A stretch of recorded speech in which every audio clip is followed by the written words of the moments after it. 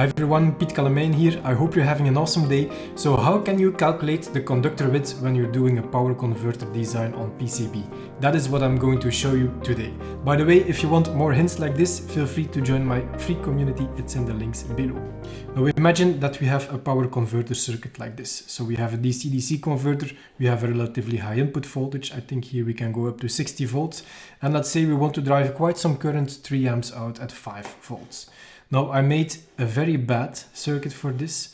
So the components are close to each other. So in terms of parasitics, you always want to get it as close as possible to each other.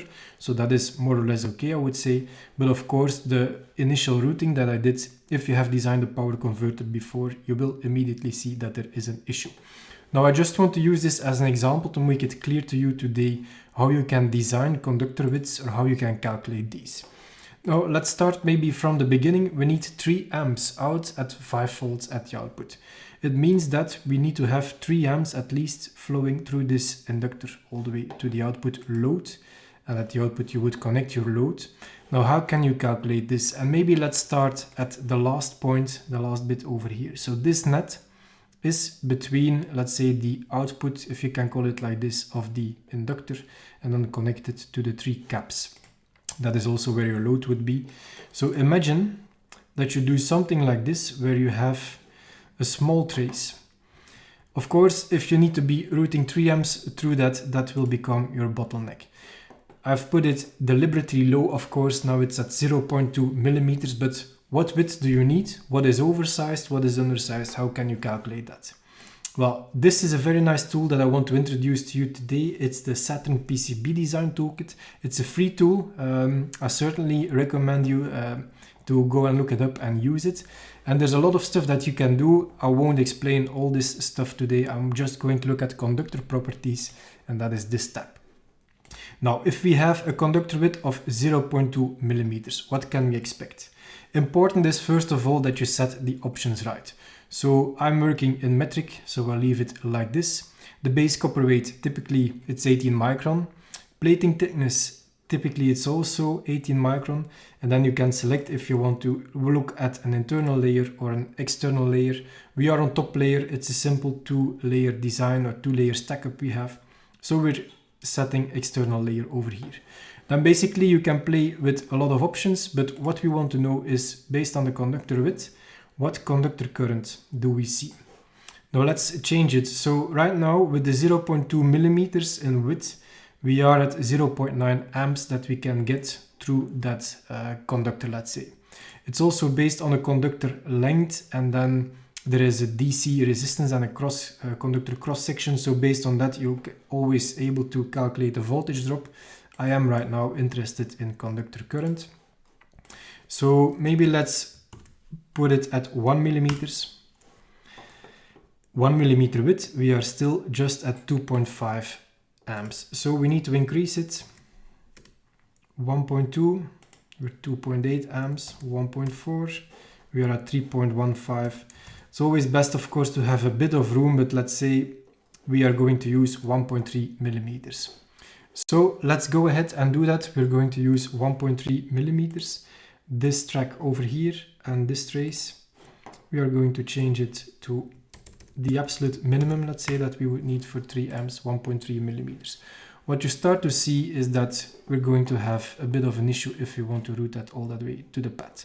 I'm going to show you afterwards how we can alter that, but let's assume here that our load will be connected over here and that this is solved. So this is not the bottleneck anymore. Now another thing is, of course, before your inductor you have the same issue. There's also a trace over there. The same thing holds true as before, of course, so we can use the 1.3 millimeters. Let's see if we can fit that in still in this layout. More or less you would have to neaten up this side a bit, but what you see is that indeed it is feasible to connect it over 1.3 millimeter tracks. Same thing then holds true for your V-in trace. So again, I deliberately made it small. Now imagine that, maybe to make it easy, that we're working at 50 volts at the input. So then it's only 0.3 amps that we would expect. So let's go ahead and calculate what we would need for that. So with our standard conductor width of 0.2, where would we be? already at 0.9. Now, the conductor width is one thing, and let's say the current that you can get through it is one thing, but what you see over here is that also there will be a voltage drop, and it might become relatively high with a smaller conductor width over a longer trace. So what I always would propose to do is to make it a bit larger. There's no need here to go to 1.3. We are at higher voltages, we need a lower current, but it might not hurt to maybe put it at 0.5 to at least have a low resistive path. Now, an important one that you should not forget is also the ground connection, because what is happening? Of course, we have DC current, so current is flowing out. Imagine that you would have a load over here, so something like this, that is then external, of course, and it means that current is flowing through that external load back into the ground. So you need a decent ground connection as well to be able to sink or source, whatever you would like to call it, the 3 amps back towards the ground. So over here, there's a very small conductor again, 0.2 millimeters, and there's just one via. So again, for the conductor, the answer might be simple. We can alter it to 1.3 millimeters, and then we are probably okay, let's say at the minimum size spec for 3 amps. But how about this via? For that, there is another interesting tab in here in the Saturn PCB design toolkit. It's called via properties. Again, a lot of stuff that you can enter here, but basically based again on your material. So let's use a 2-layer stack up. It's a very basic stack up that we're using. The hole size, we have 0.3 in our case. So I'm going to alter that. The via height will be the height of the PCB, so we can put it maybe at 1.6. Via plating thickness, we will leave it as it is. And then the question is, how much current can we draw or can we get through that via? Well, as it turns out, we should be able to draw 2.16 amps or to get 2.16 amps through that via. What you will see is that if you increase the via hole diameter, so for instance 1 millimeter, then of course the via current increases. There's a larger surface area, larger area where you can get the current through. Now let's work with our 0.3. And what you see is we're down to 2.1 amps, let's say. So we need at least one extra via.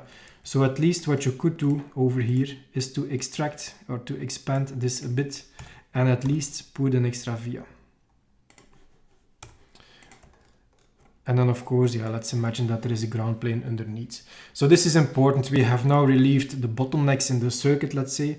Of course, we are still cutting corners here. It's, I would say, very minimally sized for the 3 amps. It's just sufficient to be able to source our 3 amp through it. And also this ground connection, it's just on the limit, I would say, with these 2 vias. If you would have a manufacturing issue and one of the vias is not behaving as intended, then that resistance might even be higher so that you are not able to get the 3 amps through it. So this is all stuff to take into account. Now, an interesting way, of course, to get a lot of current to the ground through a lot of vias would be, for instance, to have a polygon pore over here. That's the last thing that I will show you. So we can place a polygon pore.